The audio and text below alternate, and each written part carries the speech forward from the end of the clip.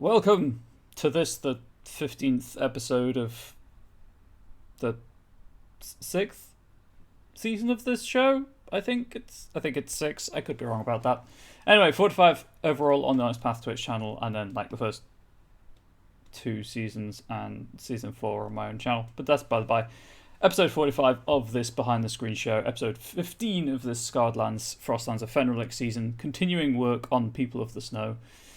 Standard disclaimers apply.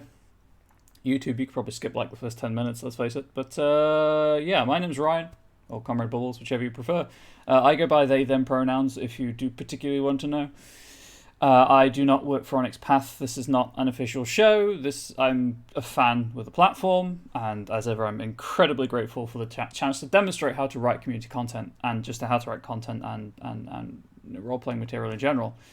Honestly, even if the community content platforms didn't exist and I couldn't monetize these products, I would probably still have pitched the show anyway. Just be like, hey, I want to show off how you can write for role-playing, because I know that obviously it's a big hobby and a lot of people homebrew, and within that percentage of hobbyists who homebrew, another percentage will want to actually do that as a career, or maybe to supplement an existing career. And any help I can provide there, despite the fact I'm not doing it as a career or anything right now, because, my portfolio is non-existent, or very small, I should say, I'm happy to provide that. I may not have the industry reach, but I certainly have some knowledge, let's say. Anyway, but yes, I am disabled. I do experience muscle spasms. My head, neck, shoulder, pretty much any muscle group in my body can twitch, spasm, whichever. It can affect my jaw, throat, and tongue, which does make speech difficult. I apologise if that is the case. I know that not everyone watches the show. Some people just have it on, listen to it while they're doing other things. That is totally fine. But I'll apologise for that, and then apologise for if my head starts moving in strange directions. I'm apologising for it being uncomfortable to watch, not for doing it, because I literally can't help doing it. I do also struggle with multiple trains of thought, so I'll try to follow one through to its end before starting another. But if, as you can see right here, it does say, please feel free to ask anything you can think of relating to or playing or running Onyx Path role-playing games. Please do feel free to do that. It's not just there for show. I will help. I will answer the question as best I can. If I do not know the answer, I will try to provide you to point you in the right direction of the answer. Although usually that will just be the Discord, or reach out to. No, mostly it's just the Discord. Let's face it. Standard stuff. Let's get that out of the way. So Monday meeting notes. Right now, the big story is the Squeaks in the Deep Kickstarter continuing to go strongly. Mice, rats, psionics, all of that good stuff. It's doing reasonably well, and by reasonably well, I mean it's at 30. It's doubled its funding goal with 23 days left. So, it's a solid showing. Rabbits have been the stretch goal for rabbits has been unlocked, so that'll be cool. Uplifted rabbits. As I say, Psionics, Squeaks in the Deep itself is mega dungeons and underground adventuring with mice and rats in the cult of Laborator. What else in the Monday meeting notes? Another reminder that Secret Vincent's Tomb is now available on Astral Tabletop, one of the VTT platforms. There is also a piece of interactive fiction, Pugmire, Treasure of the Sea Dogs, available from Choice of Games, or Steam, or a couple of other places. It's an interactive. It's a 100,000 word interactive novella, I guess, like a choose your own adventure book. I've been hearing good things about that. What else? Standard usual stuff about things I can't really talk about, or things that aren't really of noteworthy for this recap. Loads of the streamed games from Onyx Path Virtual Con are now up on YouTube. Onyx Path will have a presence at the online Gen Con in September, currently discussing panels and games. Christmas in July PDF sale on Drive-Thru RPG starts on Thursday, so if you've been holding off on picking up any of the Onyx Path PDFs, hold off a bit longer and see if the one you want is on sale on Thursday. Speaking of things being on sale, but in the other version, the other meaning of the phrase on sale, M20 Technocracy Reloaded is actually live for sale on Wednesday, I believe. PDF and print on demand. Obviously, the premium print on demand prices have gone up now, so that was that was the printers, not Onyx Path. So please don't take it out on them. I mean, don't really take it out on anyone. Like, COVID has messed up a lot of the world and caused a lot of prices to increase. Frankly, I'm surprised that the printing prices increased as late as they did. But, the world is still limping through. What else? Squeaks in the Deep Kickstarter. Again, I don't understand why the link isn't in the Monday meeting notes, but there is the direct link to the Kickstarter. That has 23 days left, so if you're watching this video on demand, and you're a subscriber, congratulations. You're probably watching this in the first week, the first 7 days of the video airing. If you are not, you have at least 16 days left. There we go, I can do maths. Before or I guess at most 16 days left before the Kickstarter ends. So totally check that out if that's something you're interested in. Note on that, if you are a subscriber to the Onyx Path Twitch channel, not only do you get the sweet emotes, you also get a week's exclusivity to any video aired on the channel, including this show. After that week is up, non-subscribers can view them. This show in particular goes up on my YouTube channel, and saying that, I'm suddenly struck with the sneaking suspicion that the previous episode of the show never actually went live on my channel. So I'll have to fix that later today. But that's, I don't have a fancy URL. You'll just have to type in Comrade Bubbles behind the screen and find the relevant playlist. Back to Onyx Path. The next Kickstarter, right now, currently, obviously plans do change, will be the Apocalyptic Record for Werewolf the Apocalypse 20th Anniversary Edition. And then you've got the usual list of media links. This week's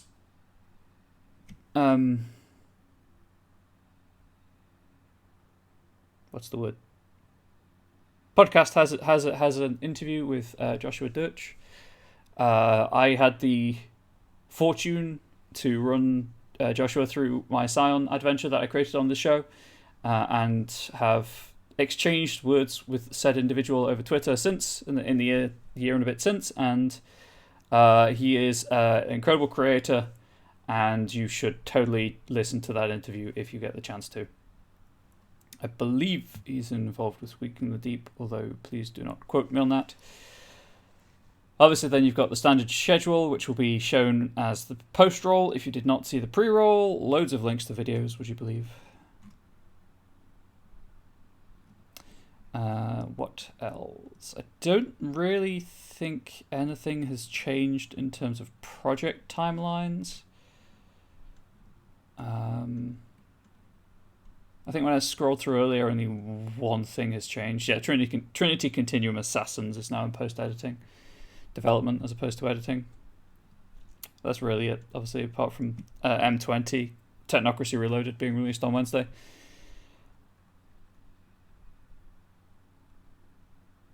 And that's really it for the Monday meeting notes. Obviously, I'll try to do a swift recap at the end for people who don't catch the start of the show.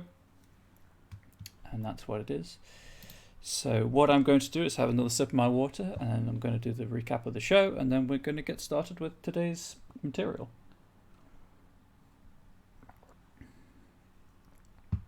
Depending on how today goes, I might cut the stream short. It depends really how long the Geist stuff takes, or where I get to with the Ursid. My goal is to reach the start of the actual mechanics for the Ursid by the end of today's stream. And if I get there before the stream is up, I might take some time for myself to kind of focus and recover from a busy few weeks. But not to say I'm going to throw it in, obviously. It's purely just because once I get started writing mechanics, I like to get the bulk of them done. I don't want to do like 2 or 3 and then have to stop like I did with the Geist. I've been I've been thinking about this over the past fortnight, and it's really not my preferred way to go because I lose my my thinking, my train of thought that jumps from one topic to the next, and it takes me a while to find it. So this is entirely me. Your method may differ, but once I get started with mechanics writing, I generally prefer to write all of the mechanics in one go, or certainly the vast majority of them in one go. Like I did with the Geist. I think I'm missing 4 traits, I think it is. Anyway, so this season of the show specifically, obviously they're all about narrative because it's role playing, but this season of the show specifically has been about how you can take the narrative of a people option or a subclass for Scarred Lands, or way down at the bottom, handful of spells. How you can take the narrative for that and turn it into a mechanical. Give the narrative some mechanical weight, let's say. I personally I roleplay for the narrative, for the ability to explore, to tell great stories. I'm not super into just rolling dice for no reason or to resolve everything with a dice roll. I'd much rather roleplay a conversation out, for example, rather than just say, I'm going to persuade them to do this. I got a 17 on my persuasion. How does that work? So even when I do write mechanics, there'll be very much an eye to narrative advantages or as much as possible, rather than just, hey, my combat number got 1 higher. Obviously, your mileage may vary, your approach may differ. That is totally fair. Your fun is not wrong just because it is not my fun, unless your fun is hurting people, in which case, please don't. But still, my point stands. I always approach writing stuff narrative first, and some people works way better if they have, or I try to anyway. And some people have like mechanic first, and then figure out narrative from that. That's totally fine. I've done that in a few places where I've had an idea for a mechanic and I've figured out a narrative around that. But a large portion of the proportion of the time, you want to be. Let's get a corporate buzzword in, shall we? You want to be synergizing. You want synergy between the mechanics and the narrative, and a part where no one can tell which came first. I feel dirty saying synergy, I'll be honest. But there we go. So we've done one subclass for each of the classes in the core rules.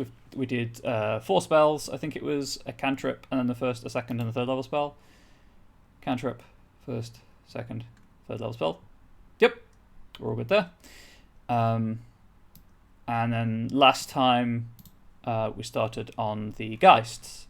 So to recap, Geists are the spirits of people caught out in Fentanyl. Actually, no, let's put the brakes on that narrative train and run over the usual explanations. So, Scarred Lands is a game line published by Onyx Path Publishing. It is a full campaign setting for the Dungeons and Dragons 5th edition system.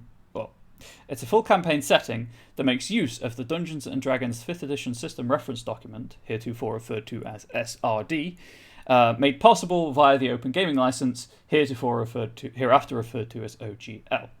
The OGL allows you to use the SRD, which provides the basic rules for Dungeons & Dragons 5th edition, to power your games, meaning that you don't have to do all of the playtesting and all of the writing and all of the other balancing tweaks and stuff that exists. It gives you a solid foundation for the game. It gives you one player option, one people option for each of the peoples included in the core rules. So if you're familiar with D&D 5e, there are high elves but not wood elves, for example. There's only one for each, where there are multiples. The Scarred Lands Player's Guide offers additional people options and also gives you some guideline as to how to make your own if what you want to play isn't in the Scarred Lands Player Guide. Unlike D&D 5e, the Scarred Lands Player Guide contains everything you need because all of the other stuff is in the SRD, which is available for free.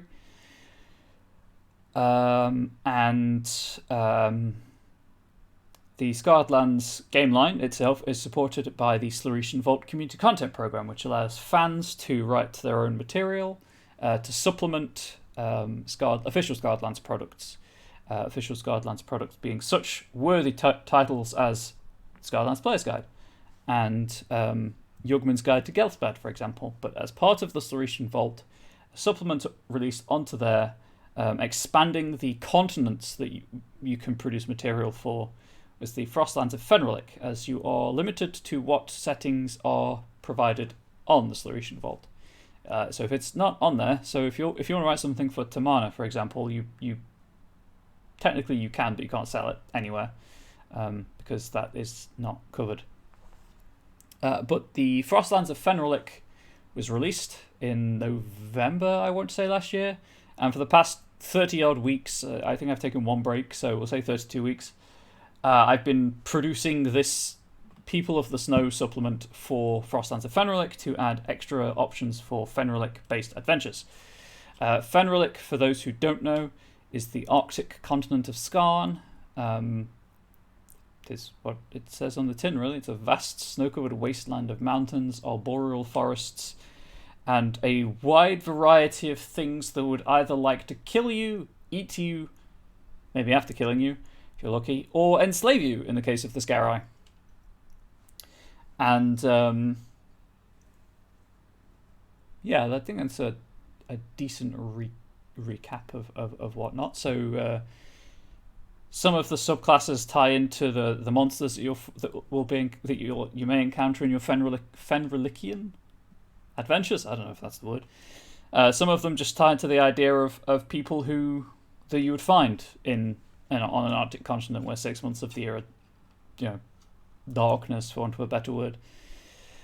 And then obviously the player peoples are people that you might find, civilizations that you might find in such a location. And the Geists, as I mentioned, are spirits of people who died through whatever means. Actually, you'll be able to see exposure, predation, and starvation.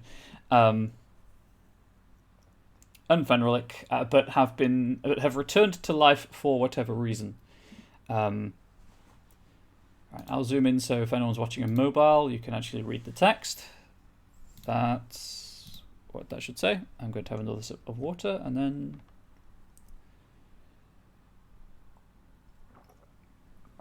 So, I believe last time I finished the Geists of Exposure. Yes, I did. So, Yugman's Guide to Gelthbad is the most recent product that I can think of that I'm aware of, certainly, that provides player people options. So, in the wake of moving away from loaded terms like race and subrace, I'm using, Yugman's Guide is using in player people and heritages. Heritages are essentially cultural traits, and what I've simply called traits here are the more inherent traits of a character. So, Geists are a terrible example, but I'm going to use them because they don't really have a civilization, so to speak. But if your character, for example, were a Geist of Exposure, you would get these traits here because they're the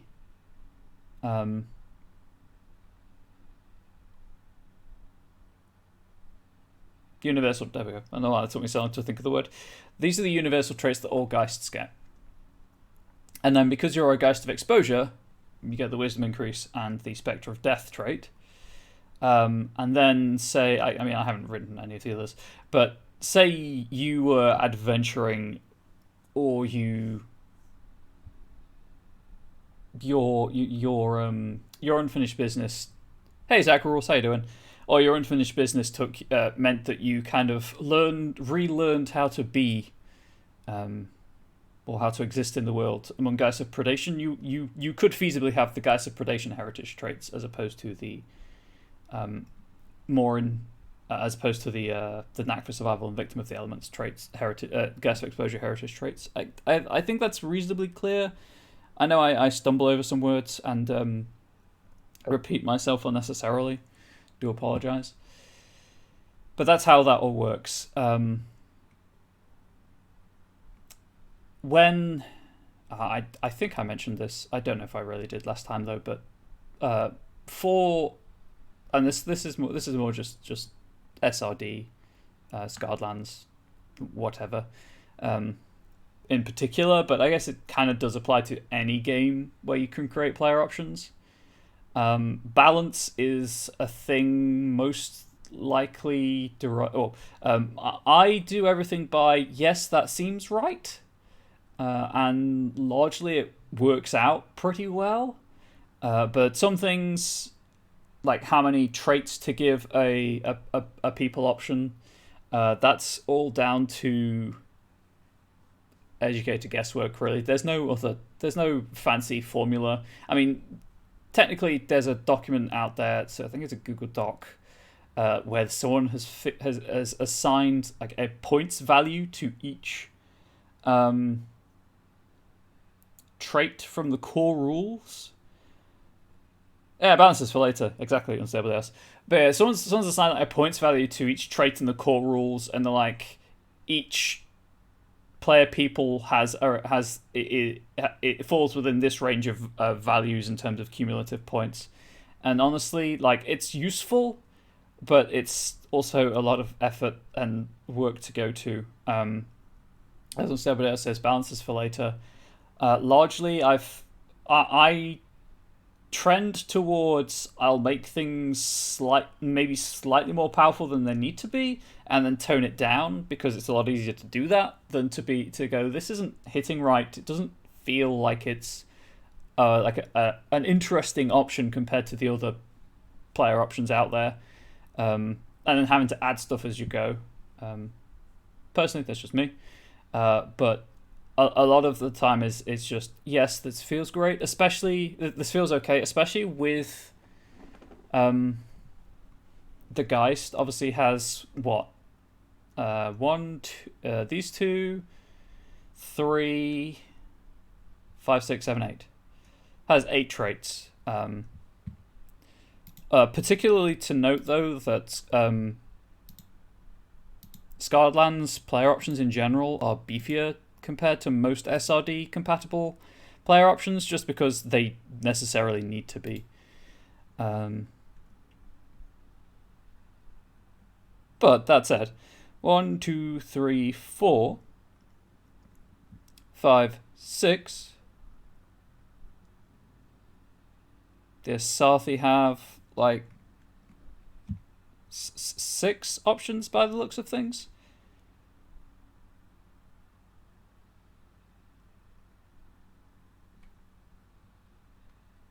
Seven, including language, which I put there, yes.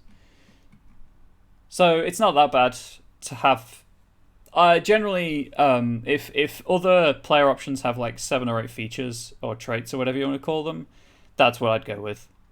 Just check the dwarves. 1, 2, 3, 4, 5, 6, 7. Yeah, 6 to 8 seems the sweet spot, especially considering Geists are undead and need a way to recover health. It's quite a bit of work and it's always touchy on this because there's the assumption without doing some random sampling forest approach that all of the canon options are canon accurate when practically there are usually balance errors there too. Yes, I think that I read an article or watched an interview with, I think it was Jeremy Crawford, but again, I could be wrong, don't quote me on this, where he basically admitted that D&D isn't particularly balanced, but it's not designed to be balanced. Like, you can't with 9-player people options and 12 player classes, each of which has like at least 2 subclasses, and each player people option has usually 2 or 3. There's just too much overhead there to go like these are all the same mechanically weighted while being able to do different things. This depends on what exactly trying to balance. For example, as the value of an ability is very powerful and used once or twice in a dozen sessions. Exactly. Usually, if you look in, so a bit of my personal design philosophy. If you're looking at an ability and you're like, that is incredibly powerful. So free spellcasting, for example. Have it once per long rest, instant balancing. and you can always change it to once per short or long rest if in practice it's not as powerful as you thought. A note on short rests in case that comes up, because it might with the Ursid, I guess.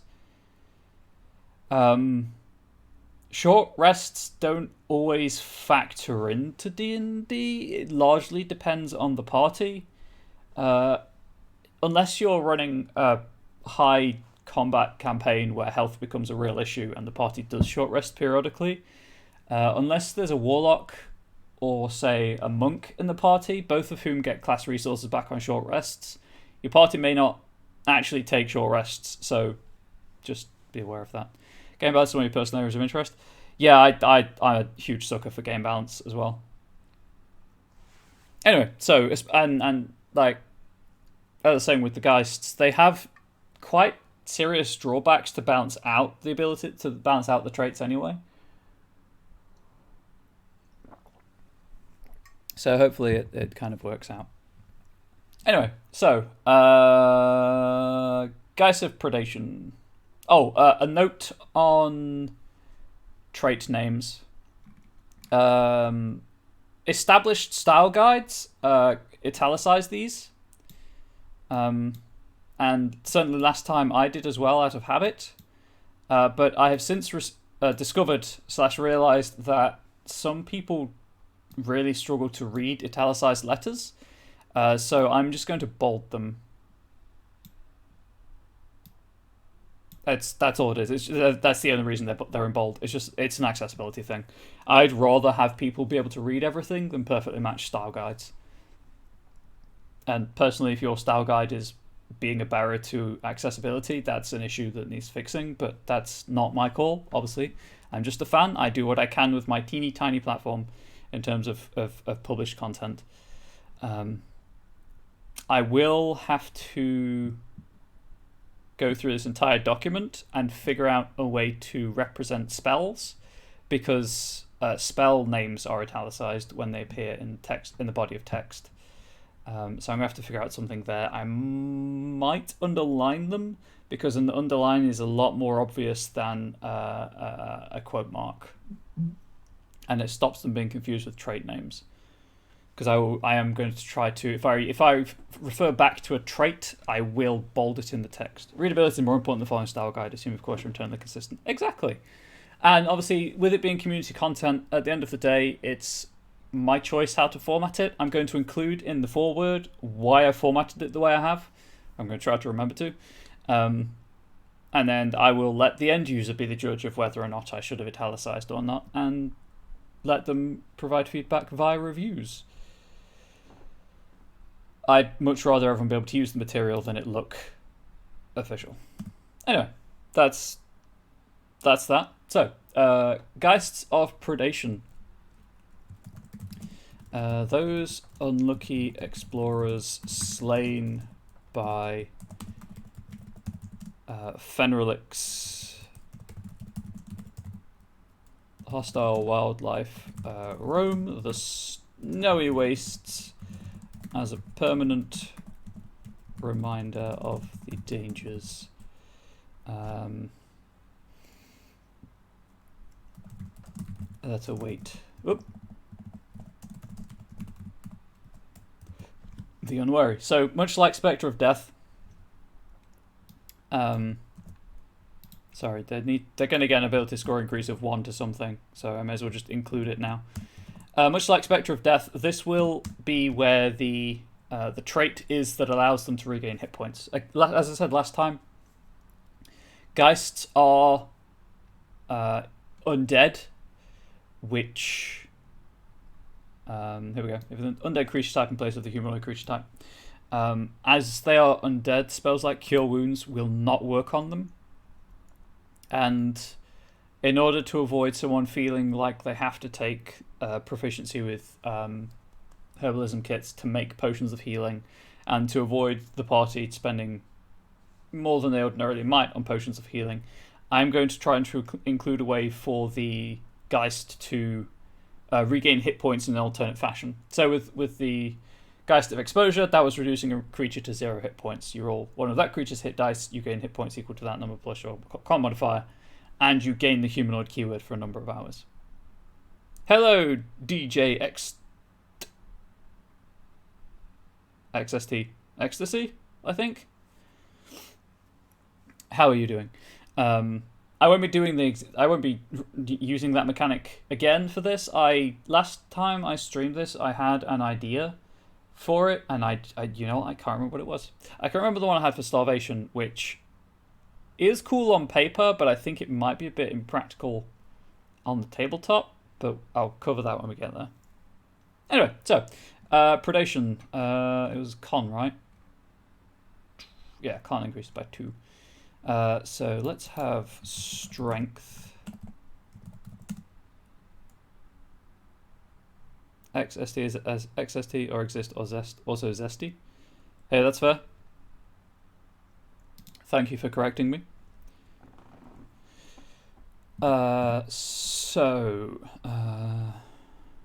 Spectre of Death.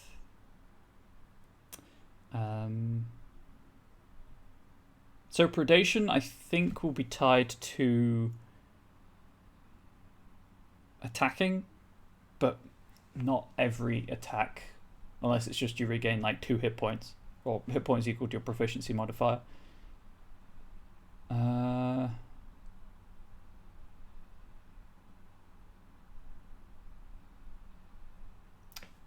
could do it as a once no canon pronunciation. Heck yeah, that's what we like with Twitch usernames. I could do it as once per short rest for 1 minute. That might work. Yeah, let's do that, and then maybe give it a rider of a very specific occurrence where this also happens without triggering the trait. So once per short or long rest, you may use as a bonus action. Sorry, as a bonus action, you may. There are those who call me Tim, because John Cleese could not remember the name that he was supposed to say. Yeah, well. I'm going to go with XST. DJ XST. I'm typing live on stream. You'll see my typos. It happens to everyone.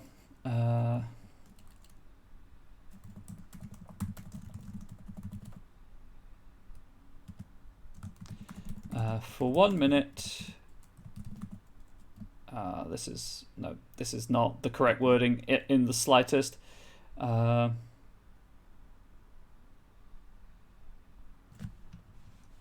You know what? When in doubt,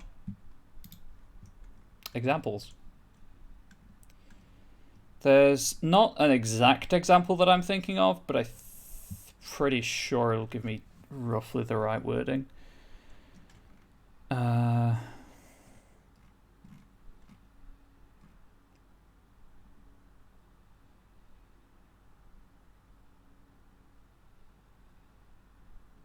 Maybe not that one. Mouse wheels roll faster, please. Please. I'm just gonna add 10. That's fighter. That's still too high. That's too far. Here we go.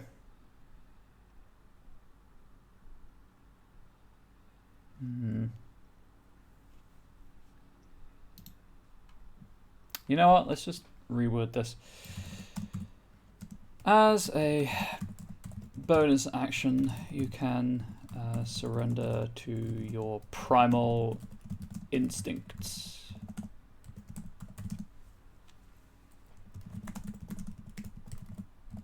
For 1 minute, you gain the following benefits.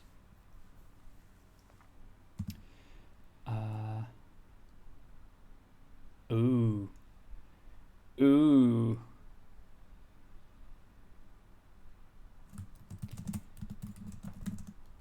You lose the undead keyword. How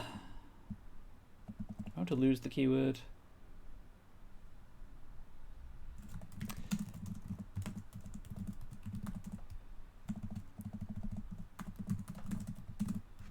Gain the beast creature type. Yeah. See, the thing is, it's not really explaining Geist for exposure either. So the way that the creature types work is a bit weird with potions with healing spells and stuff. So when a thing says it doesn't work on undead, if you have a keyword, a creature type that it does work on, and you're also undead, it still technically works because you fulfill, like, so with the Spectre of Death, for example, you gain humanoid. So you have the creature type undead and humanoid. Because you have the humanoid keyword, technically the spell works, but you're still undead, and it gets a bit weird and counterintuitive. So I might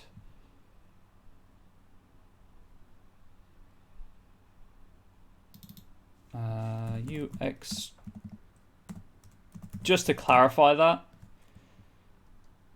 Exchange the humanoid creature type for even better. For a number of hours equal to the number rolled, you count as a humanoid instead of an undead creature.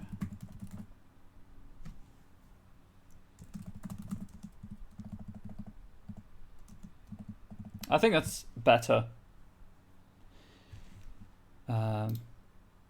So, Spectre of Death, you're not becoming a humanoid, you just count as one while retaining undead.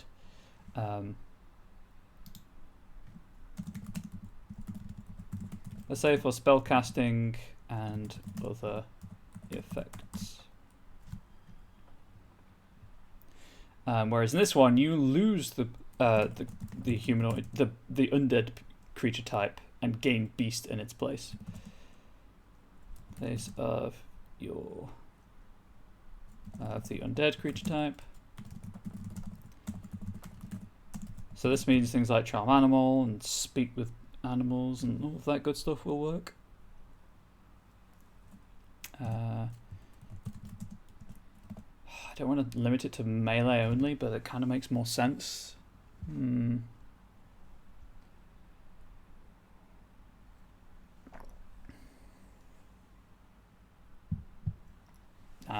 It's D&D. Anything can happen.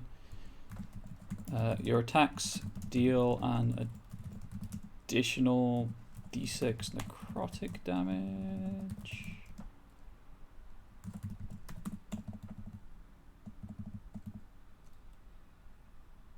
Let's not say necrotic because some things are like, immune to necrotic. Your attacks deal an additional d6 damage of the same type as the attack. Whenever you roll this damage, you regain hit points equal to the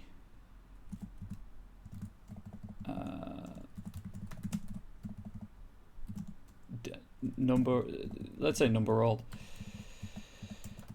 Rolled on this additional d6.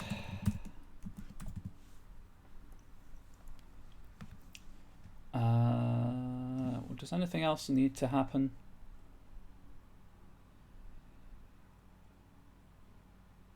No, I think it's good. I think it's good as is.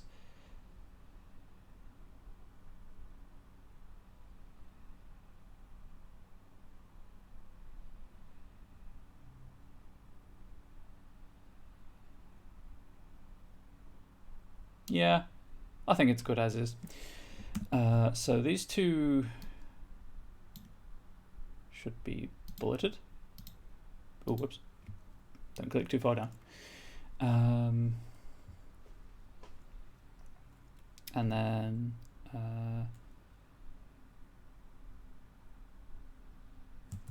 you may use this trait once per short or long rest. Additionally, you gain these benefits for 1 round. if you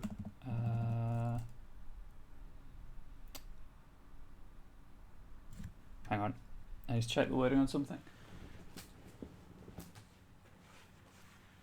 Except it's not in the core books. Hello, Dragons Puss. How you doing? Where is it? Where is it? That's the wrong archetype. There we go.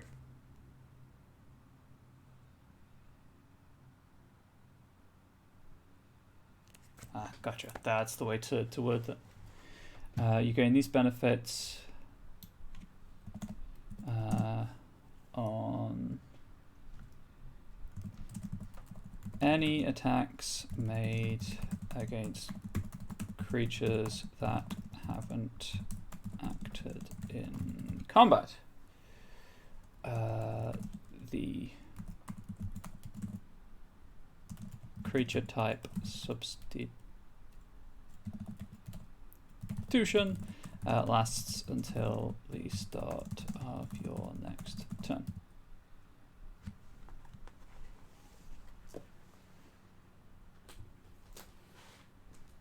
So if you get the drop on someone, you can trigger it as just for free, but it's a one turn and done thing.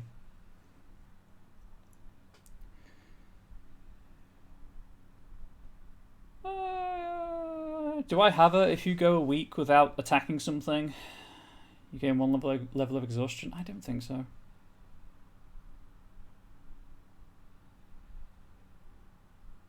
Does it need a drawback? I don't think it particularly does. It's less. So Spectre of Death, it just lasts for hours, whereas this lasts for only a minute, once per short rest. So I think it's fine.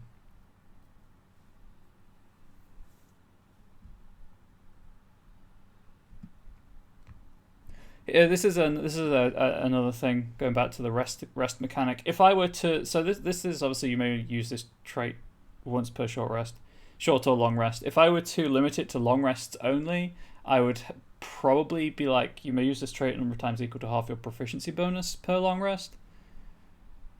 Oh, that wouldn't be the exact wording, but wording to that effect. Whereas this way, you might get, I want to say,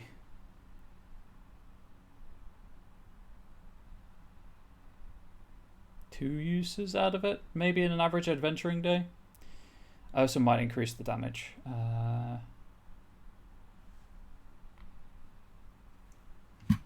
I need the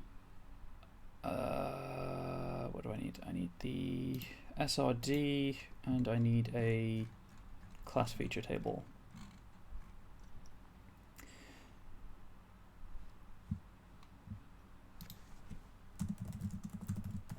Damage increases by an additional d6 at level 9, 2d6, and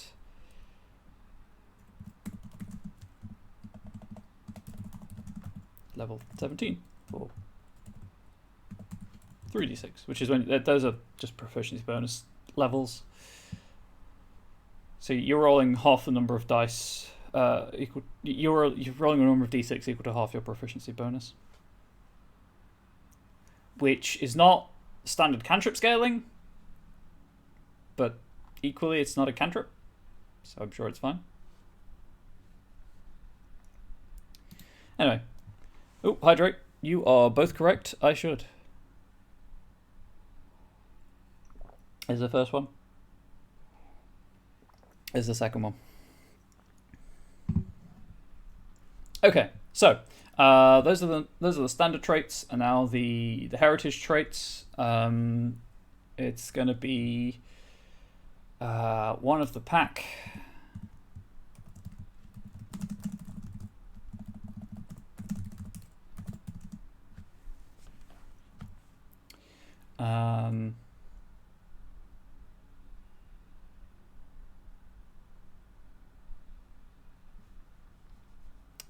Trying to think of the best source to pull. I need to steal text from somewhere. Actually, honestly, I think the best place I can steal it from is just the work I did yesterday on my Patreon material, because that's formatted properly, rather than having to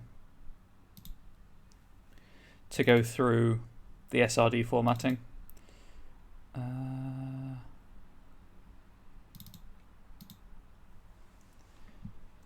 keeping an eye on the preview to make sure things aren't being seen that shouldn't be seen. Oh gosh, where did it chat, where did it go? Was it Wild Souled? Yes.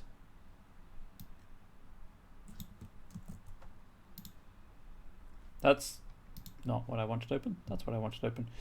One of the pack. Boom. That doesn't need to be in bold, however.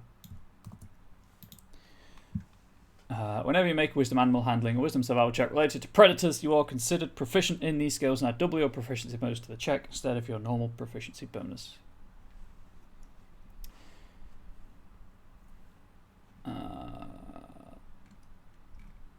I think I also need to add the language. Don't know. You know what? Oh, the languages are there because the heritages don't give you different languages. Hey, there we go.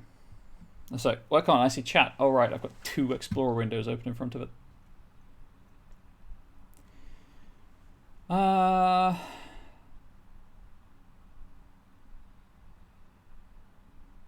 might leave it at that. Victim of the Elements is cool, but I'm not sure it's going to stay particularly. I mean, I really like it as an idea, but I don't know if it kind of fits particularly well, if I'm being honest.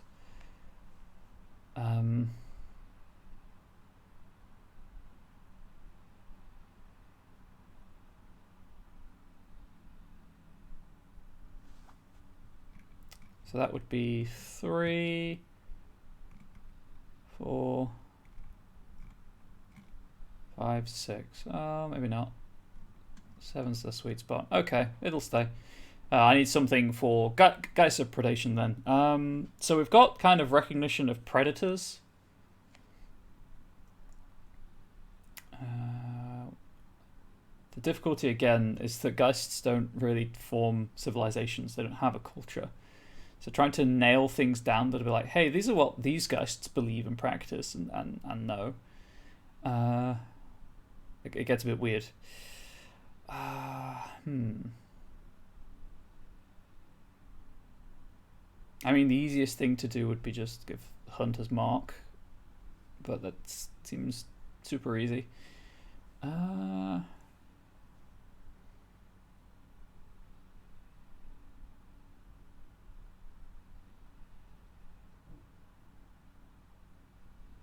Oh. Please. Thank you. Expert Scavenger. Whenever you forage for food, let's go forage/hunt for food. You may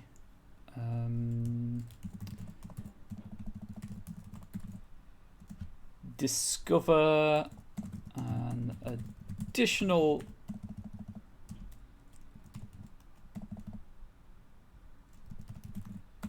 number of portions equal to half your proficiency bonus.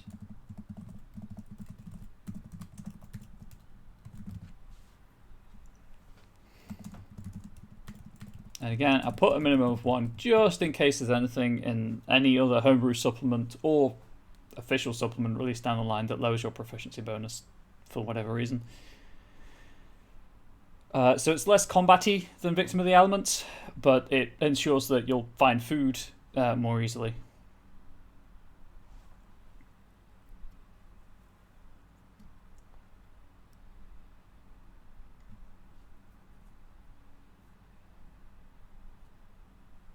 And obviously, like, you can hunt predators for food as well as prey, so these have synergy. I said it again. Wash my mouth out. Anyway, Geists of Starvation, obviously being people who just starve to death. That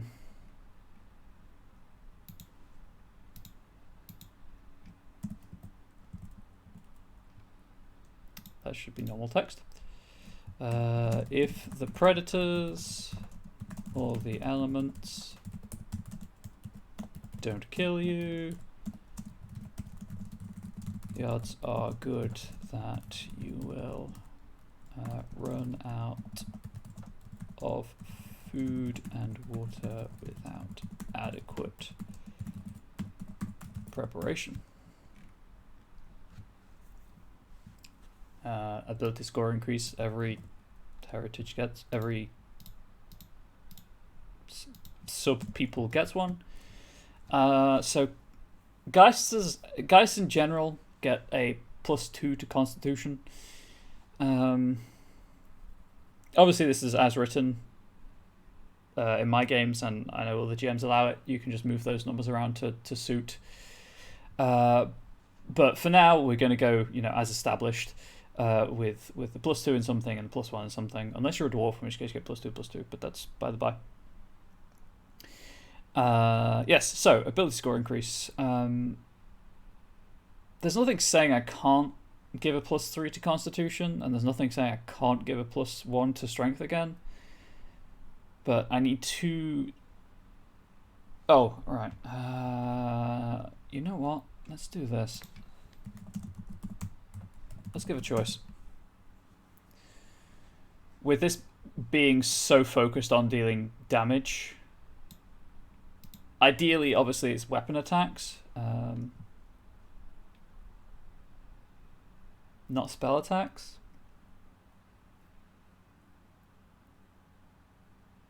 Sorry, it's yeah. But I can only cover so many bases.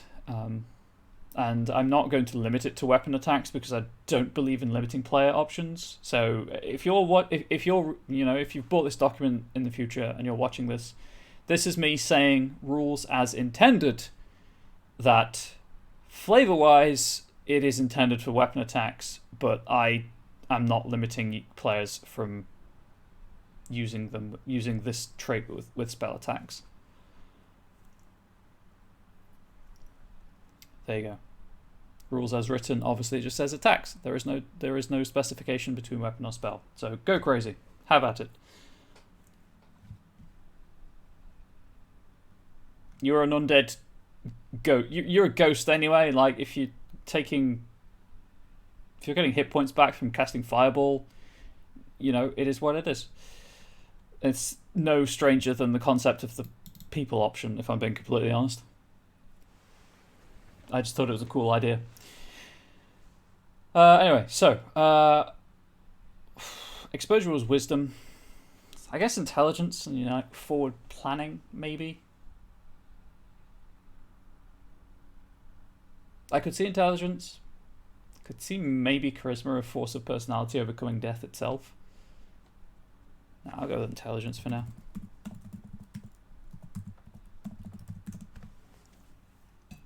Again, I could double up with a previous one. Okay. So. Is that bolded? It's not. Endless hunger.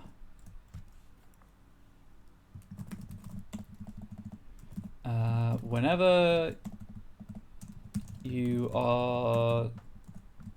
Let's do it this way instead. Whenever your hit points are reduced by a spell, or let's say spell, feature, or ability that requires the expenditure of a resource,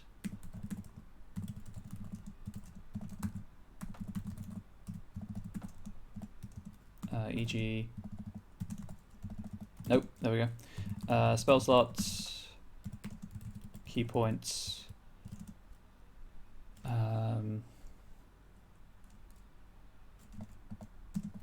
etc. The creature, the source, let's say. The source of that spell, feature, or ability must expend an additional use of that spell, feature, or ability.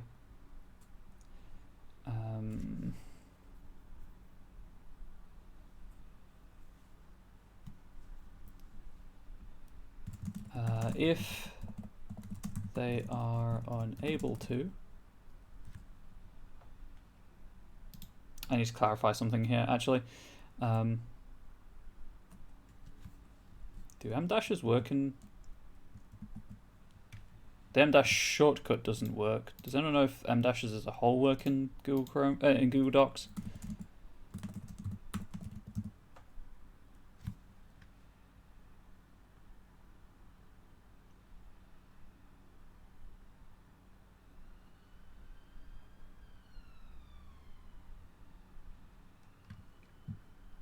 We're about to find out.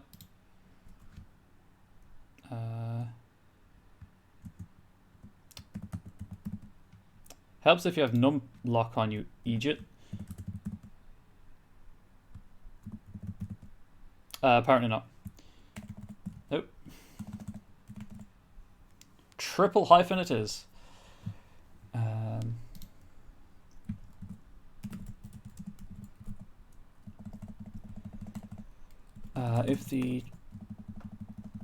If this trait is triggered by a spell slot of equal or higher level must be expended.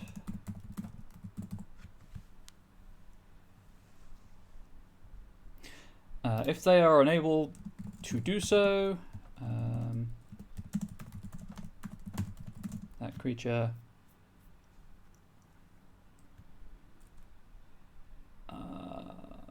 what was I going to say?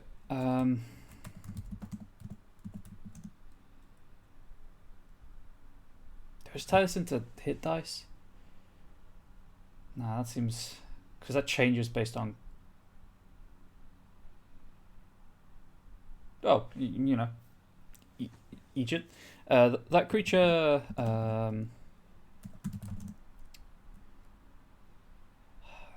I don't want to say necrotic damage because, again, some things are resistant to that or completely immune to it if they're undead. So is it force damage? Because the annoying thing with D&D is everything has to have a damage type. There's no instance of like true damage, of just damageless effect. Force is really the closest you get, as very few things are immune or resistant to it.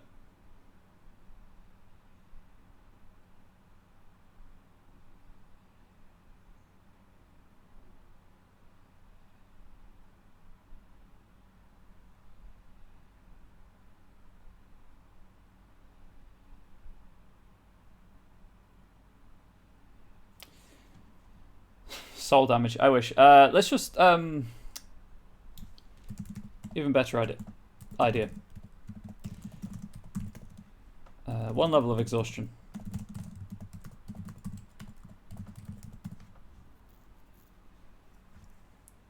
And then I need and additionally you gain X hit points. Can you make the damage unable to be reduced or prevented? Yeah, you can. It's weird. You still have to give it a damage type, but then you say it ignores resistance or immunity to, for example. So I could say they take, you know, like XD6 necrotic damage, which ignores immunity and resistance to necrotic damage, but I don't like. To me, that is just poor game design, where that has to be the way that you phrase it. Why there isn't just a one like damage type that isn't nothing is immune or resistant to is beyond me. Like, I mean, obviously a lot of games use true damage, to indicate damage that isn't reduced by armor, or some games just call it irreducible damage, for example, or unalterable damage if it can't be improved or lowered. Increased or lowered, sorry. Anyway, 1 level exhaustion is fine.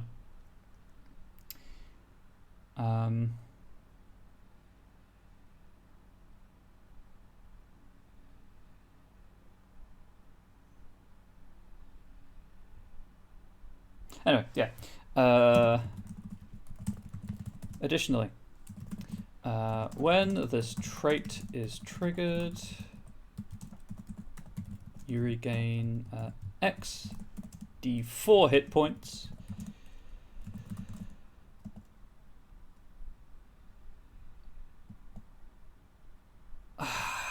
Nothing uses X is the problem. It's always just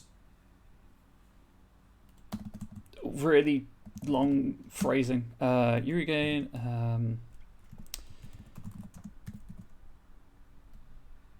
number of hit points. Why they just couldn't use the X value in the core rules is beyond me, because that's my default, right? You've got a variable thing. You use X, you explain what X means, what X is equal to. It works, it's clean, it's got precedent. Nowhere in this rulebook, in the rule set that I'm working with, is the X value given. It's all very laid out and unnecessarily explained in some places where you could just say X.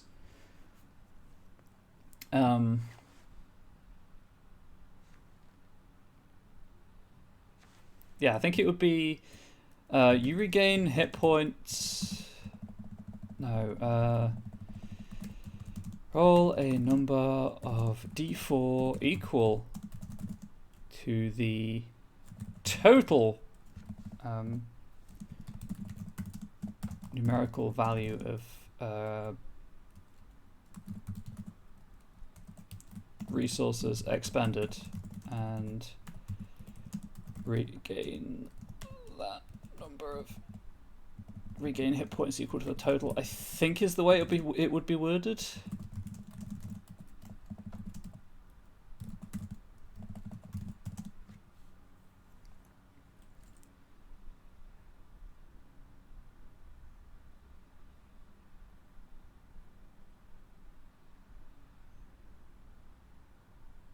And then,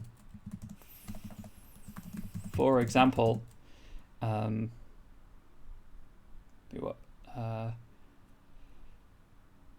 if a, let's say 4th level, what was I going to underline, right? Fireball spell reduced your hit points, and the spellcaster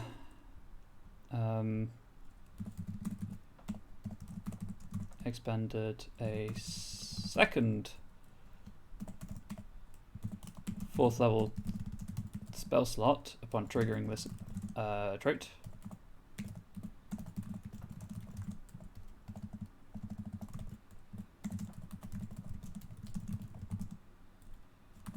You would roll 8d4.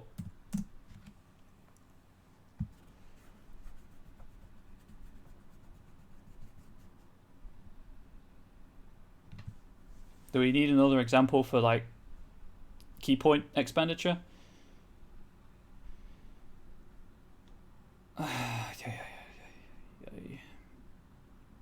This is weird, and I'm not sure it works, but it's cool. I know I included something similar to this down here with the monk. Let's see if I could find out how I did that.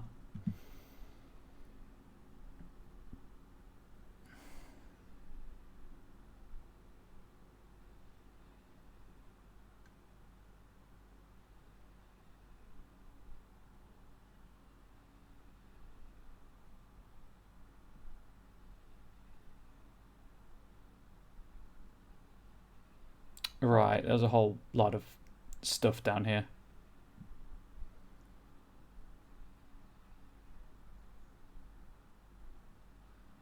Yeah, that's not going to work. I think it works. Average roll of 8d4 is what, 16 hit points?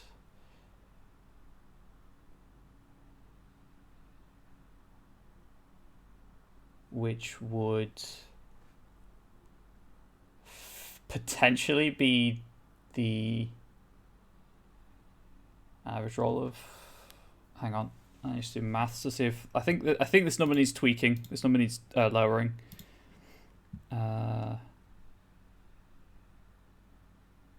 SRD Control F Fireball.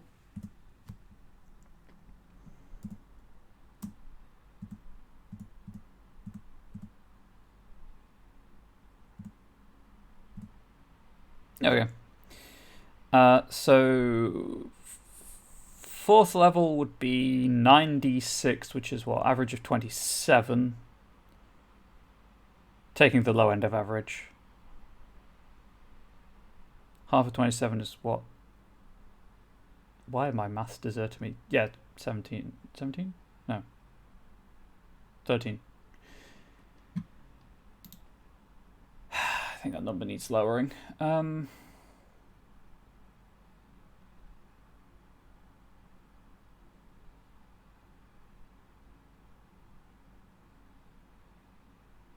I mean, the easiest way to do it, to handle it, would just be to the original numerical value of the resources expended.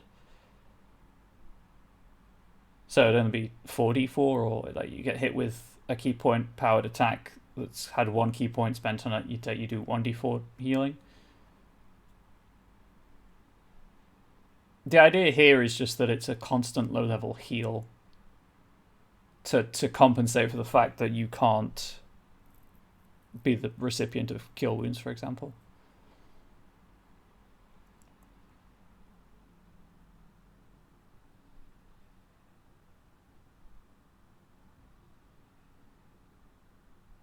Yeah, I think we'll do that instead. So, d4 divided by 2. But yeah, I'm just trying to keep it simple more than anything.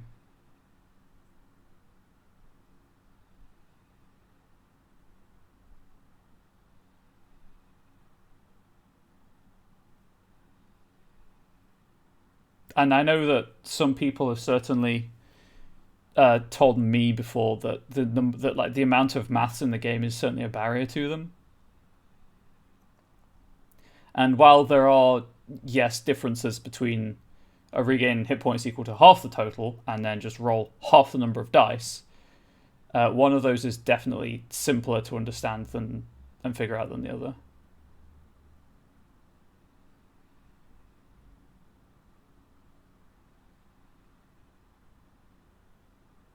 Just trying to weigh the pros and cons mentally.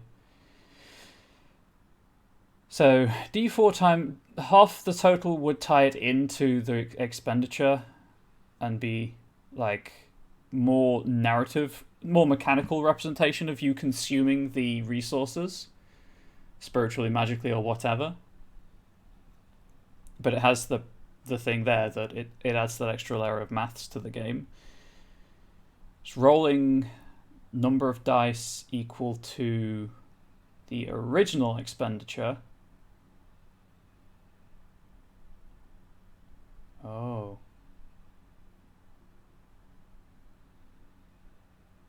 Huh.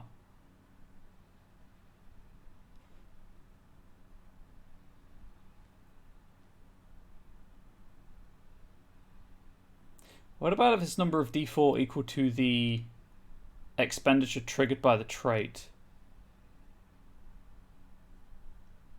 Yes, less dice does equal less variability.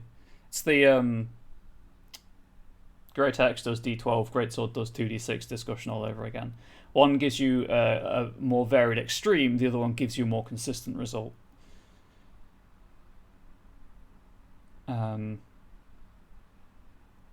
Yeah, what if it's tied to the second, like the penalty expenditure? Because that way the initial trait happens and then kind of they're weakened by what you take from them as a result of that initial trait. I think that works as a narrative. I think that's like how the narrative would work out.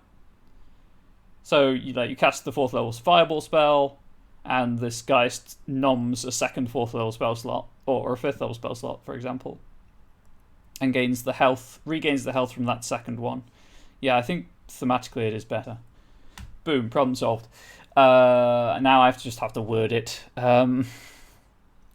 Roll number of d4 equal to the numerical value of the second expended resource?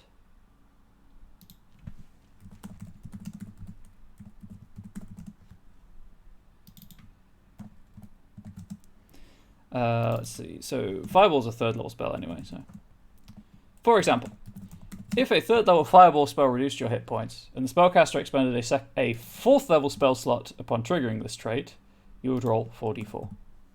Is that clearer? Mostly because with the it's the problem with magic. I'm gonna say it. I'm gonna come out and say it. High level magic gets a bit, let's say, overwhelming, and the way that was worded, you could just tank through it, which is obviously not the intent. You should not be able to eat a fireball and actually come out of it with more hit points than you had going in. I mean, yes, there are edge cases where that's going to happen anyway, because you have evasion, for example, and you take half damage, which may be like 8, but you're in fact gaining 12. But that's an edge case that you might be specifically going for.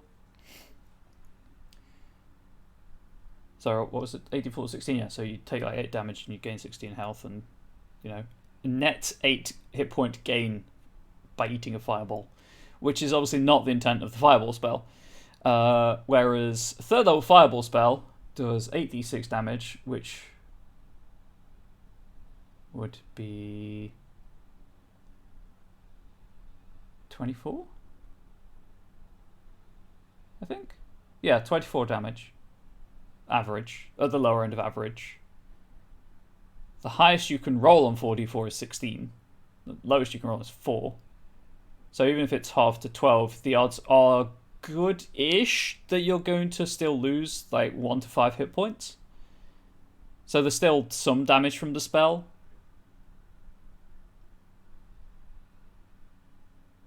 And obviously this doesn't trigger like extra attack that won't trigger this ability, or traps won't trigger this ability, or I guess I should specify that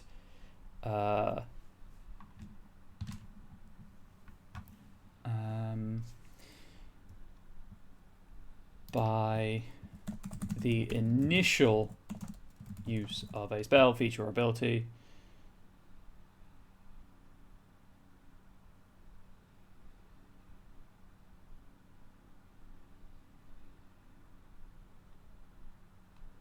so like if someone drops a glyph of warding down and then you trigger it the next day, it's not going to trigger this trait because it's a trap. It's not like it's not a one and done feature. I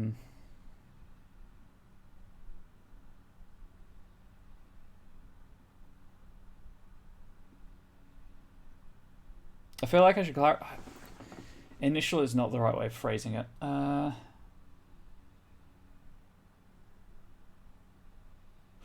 Even better. Whenever your hit points are reduced by the use of whatever on the turn that it is used, source of that spell must expend an additional use of that. I mean, it's a very long sentence, but I think it's clear enough.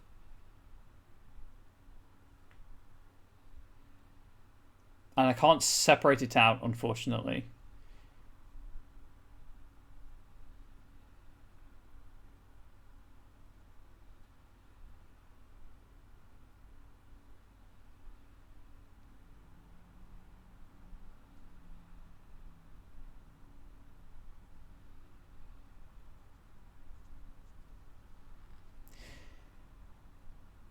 I do think now that it is perhaps requires an additionally rider.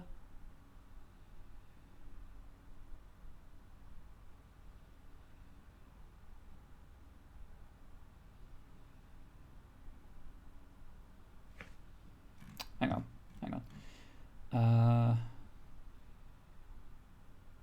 Yeah, so you may choose to eat. What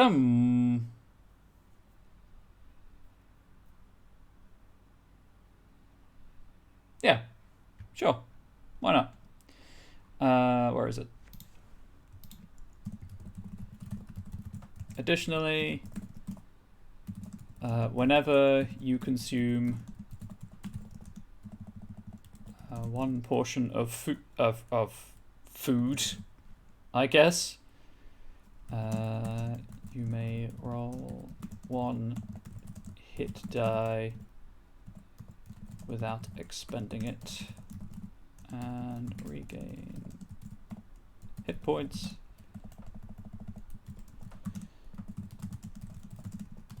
Equal to the number rolled plus your Constitution modifier.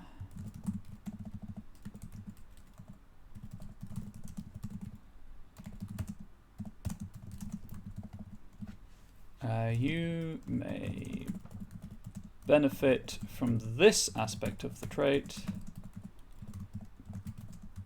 a number of times equal to your Constitution modifier.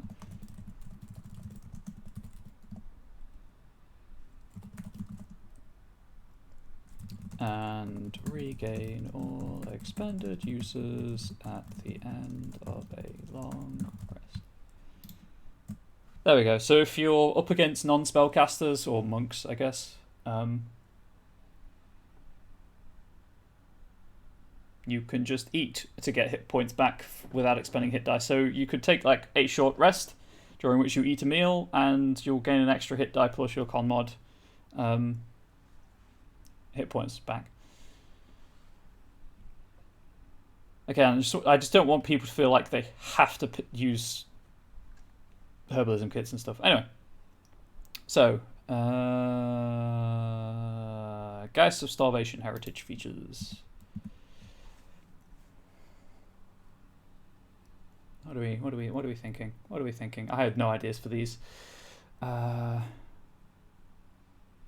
am just utterly obsessed with consuming spell slots for some reason. It's a cool idea, and there are so many ways that you can exploit it mechanically, or use it mechanically. Anyway, that's by the by. It's more like skill-based things than inherent abilities.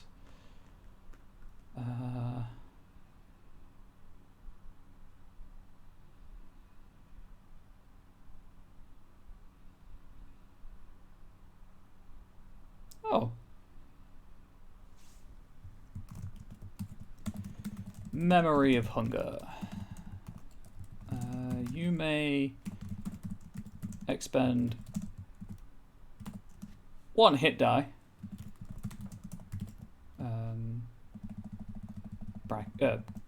Comma. Without gaining any benefit from doing so.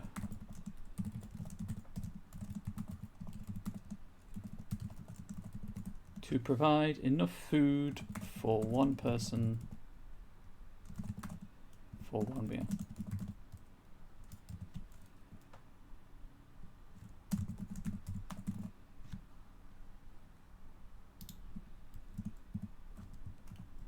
Could get a bit body horror, but I like it. I dig it. And what else?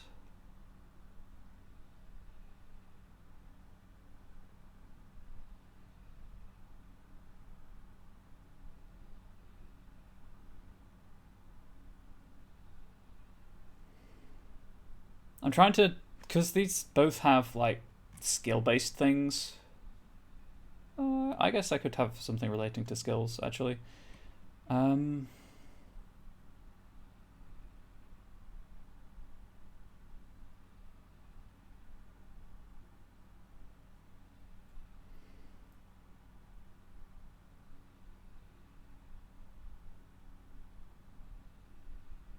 Trouble is, all I can think of is like you have advantage on wisdom perception checks to identify poisoned food, and the victims of poisoning, and I don't.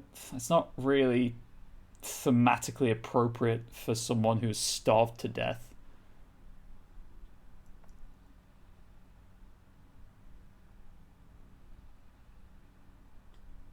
And all of the other things I'm thinking of are the predation one.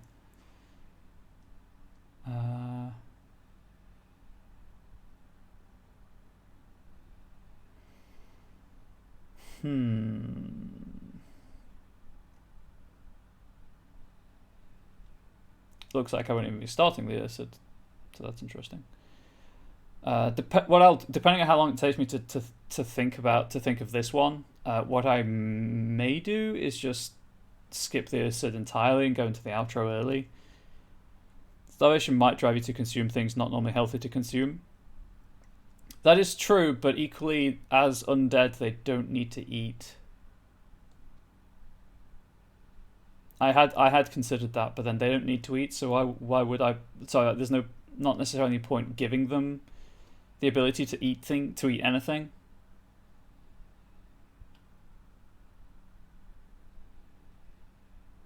Oh, although, okay, how about this? I just need to check something in the rulebook.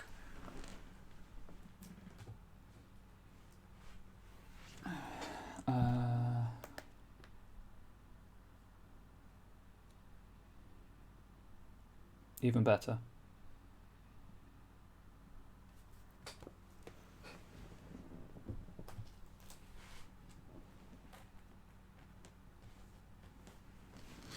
So I'm thinking, what I'm thinking, I don't know if this is cool or not, is like you ingest the poison and you can create a single vial of antitoxin for that poison.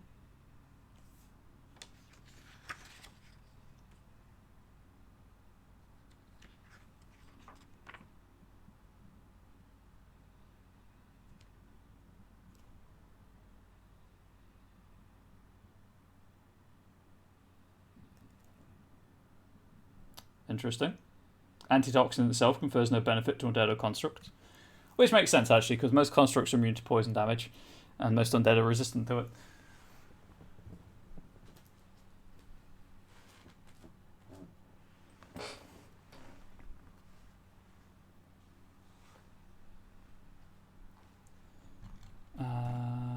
Did I don't think I gave them any resistances to damage.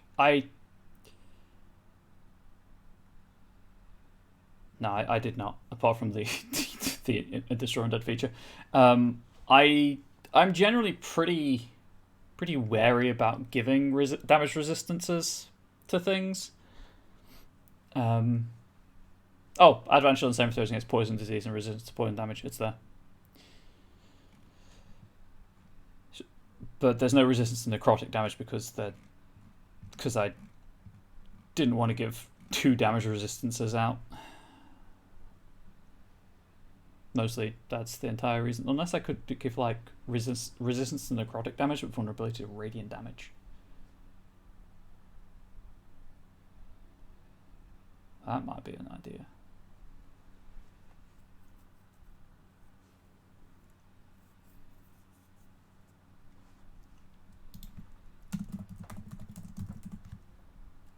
Advantage on 73% poison disease, resistance to necrotic and poison damage, and are vulnerable to radiant damage.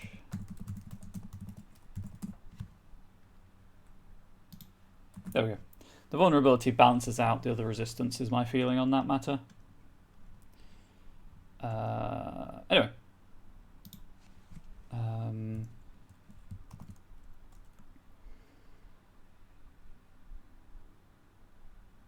What would I even call this?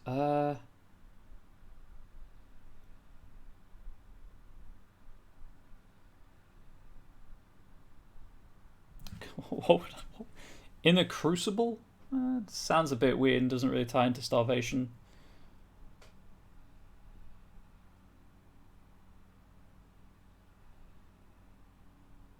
undead byproduct. That just sounds strange and unpleasant.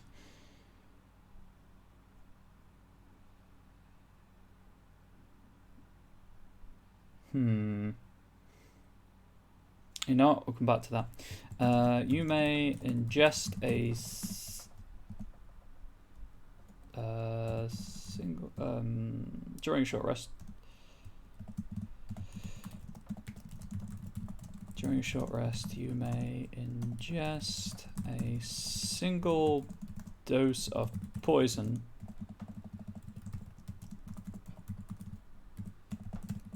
regardless of whether or not it needs to be ingested to have an effect.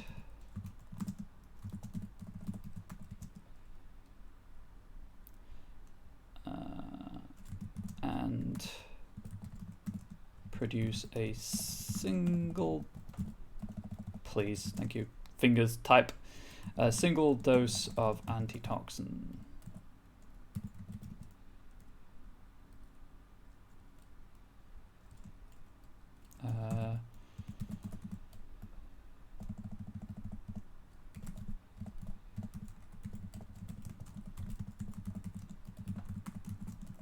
Tailored towards that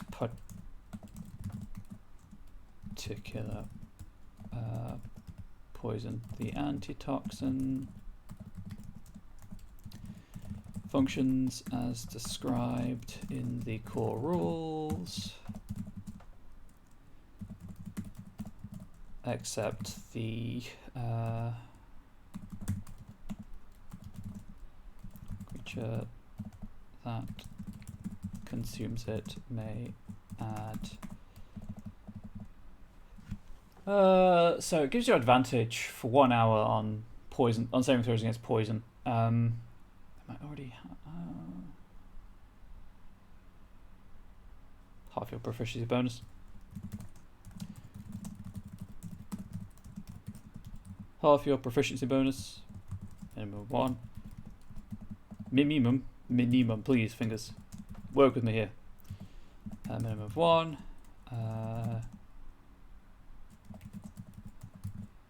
To their total in addition to the listed effect.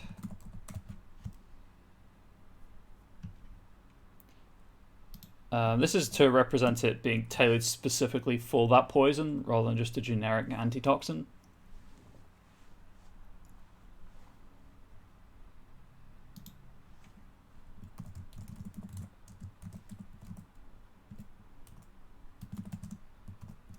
I guess that for whatever reason.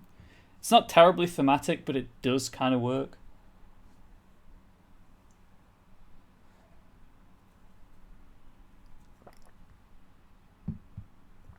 Right, what time is it? It's 25 to 4, so I still have 20 minutes left.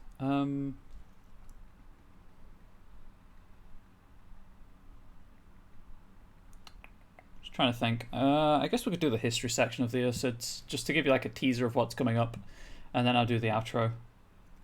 But still, first we've covered the Geists, from their like history, physical description, society, relations with other people options, alignment, religion, why they adventure, potential names, to their mechanical weight of the fact that they don't age and they can just keep floating with optional permission from GM. But they're also very definitely undead in place of humanoids, and then a couple of traits relating to how each one died and what effect that has on them now. So I'm looking at like 8 lines for the Ursid. Oh yeah, I just put a history there to remind me that there's a section on their history. Right. Okay, so Control B. The Ursid first appeared on Gelspad.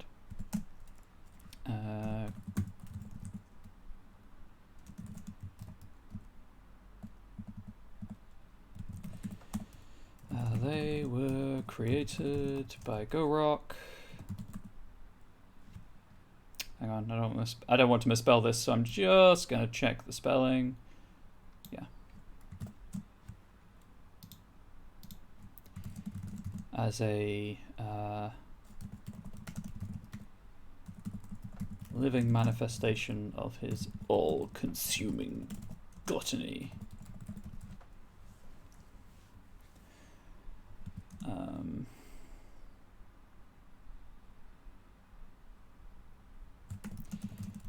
The years leading up to the Divine War, the Ursid realized that although their Titanic father had created them and gifted them with life, they did not need to give in to their, I guess, animal instincts and obey the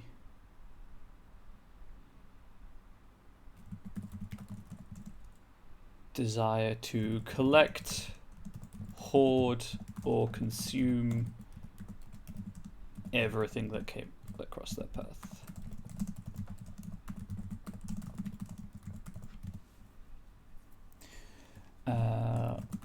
Where other Titans-born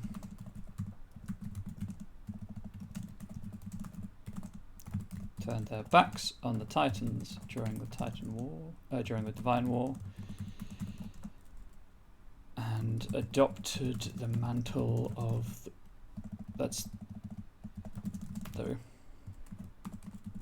the redeemed. The Ursid simply turned their back on Gelsbad.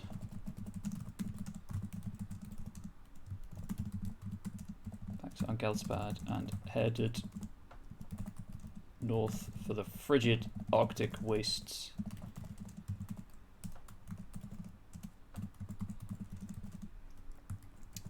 Of Fenric. Yes, I'm creating a race of monastic bears. What of it? Headed north for the frigid Arctic. I can't hear you since I'm on a call, but for the Under Crucible, should the poison be intentionally ingested? Case in point, we're trying to poison one with an ingested poison they consume and accidentally produce the antitoxin. As Unstable cannot currently hear me, I will type.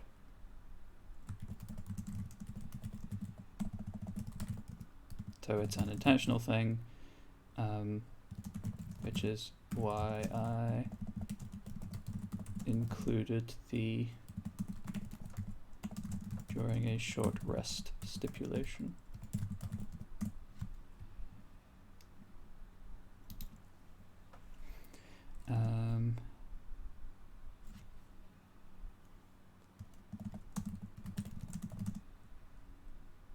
During the first years of the war, capital W.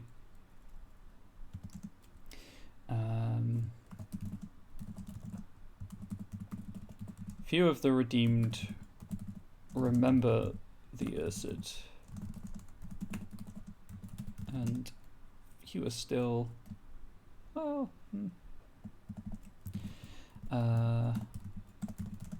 whilst many among the redeemed believe the Ursid to have died out during the Divine War, no small number survived the journey north and founded a new civilization among the... Right, now I've got to remember where the map of Fenric is. I think it's at the back of the book. I think. There it is. It is. Let's go with...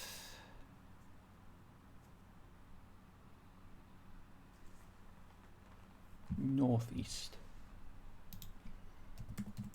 The mountains that line the northeastern coast of the continent.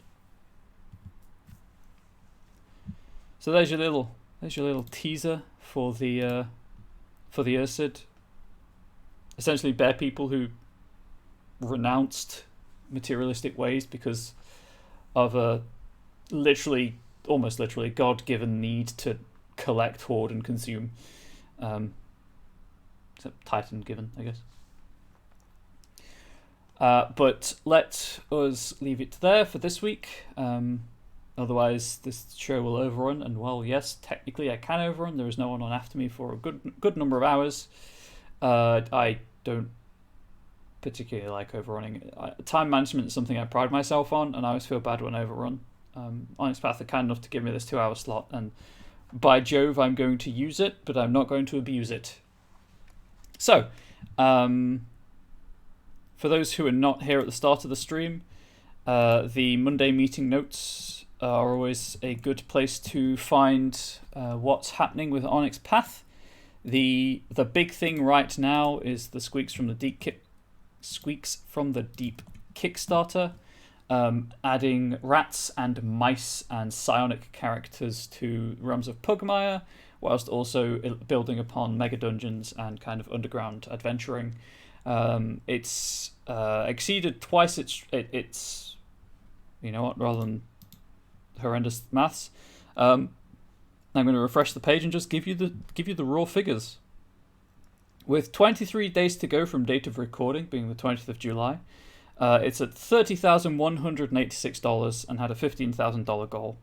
The latest stretch goal to be reached is going to add rabbits to the game, so that's pretty hype if you want to be an adventuring rabbit.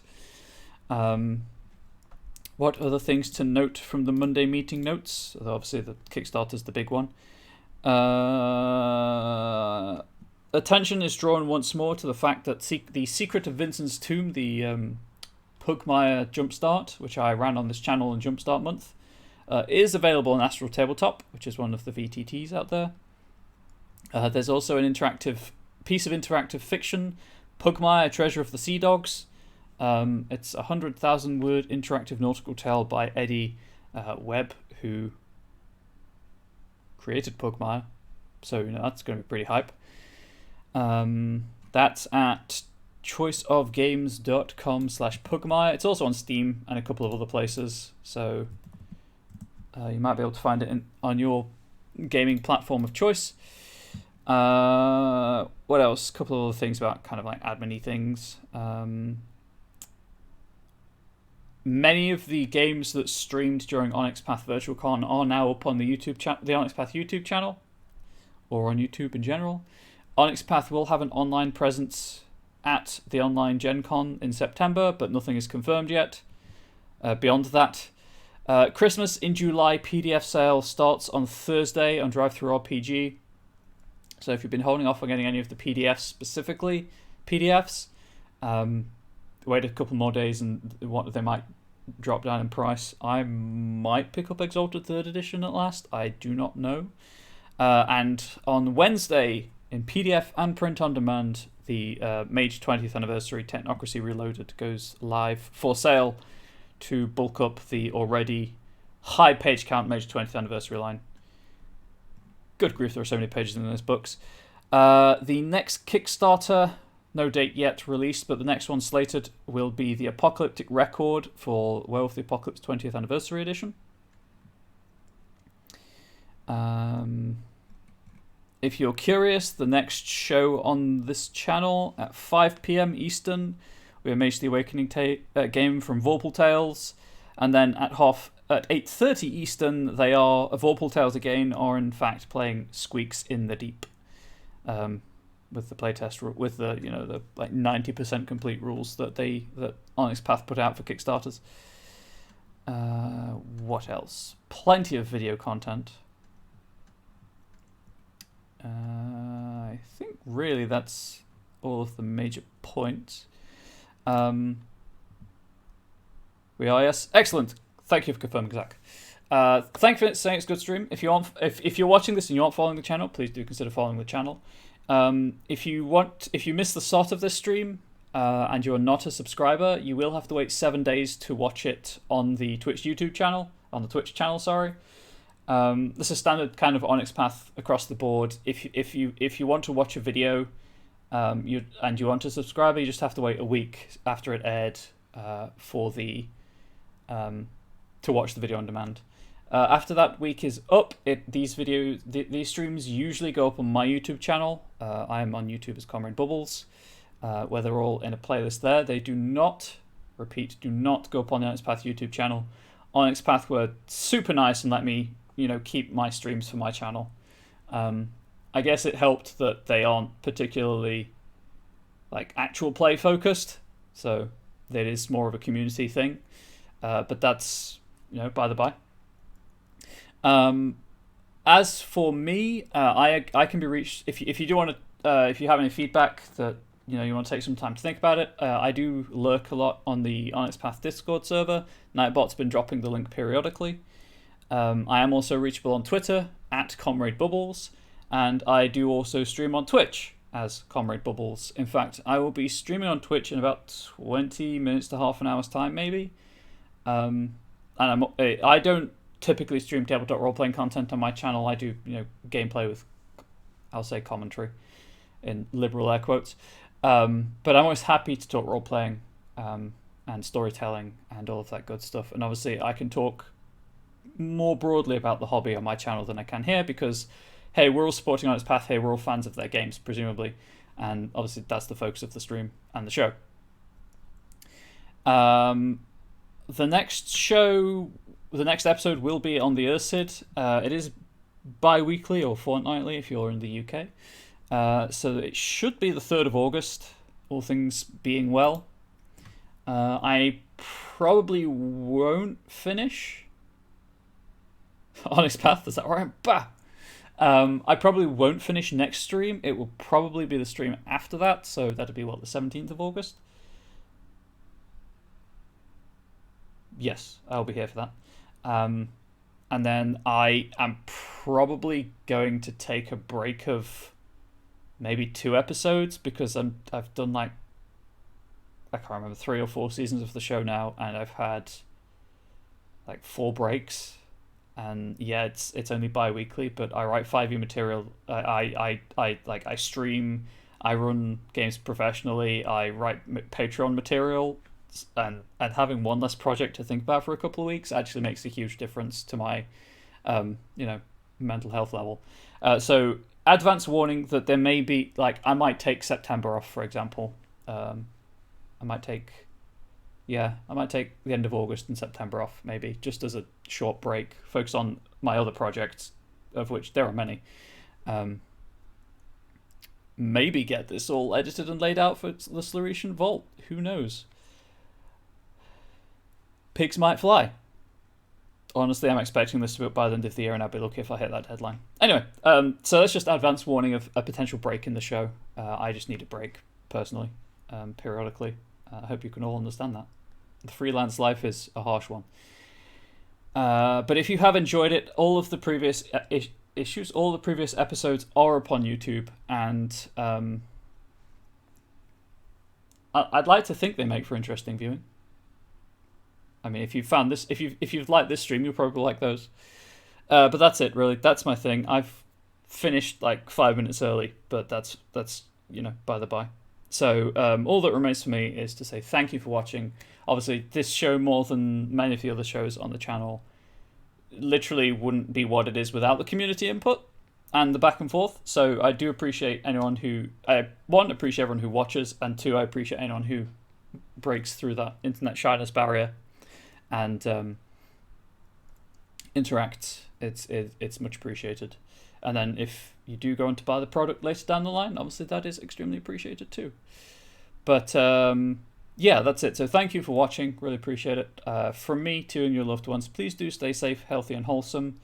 I will be swapping over to the post roll. So if you want to stick around to see what's coming up on the channel this week, rather than going through the Monday meeting notes, please by all means do that. The post roll has some sweet graphics and some really cool music. And hopefully I'll see you next time in 2 weeks. Don't be a stranger. Have a good one.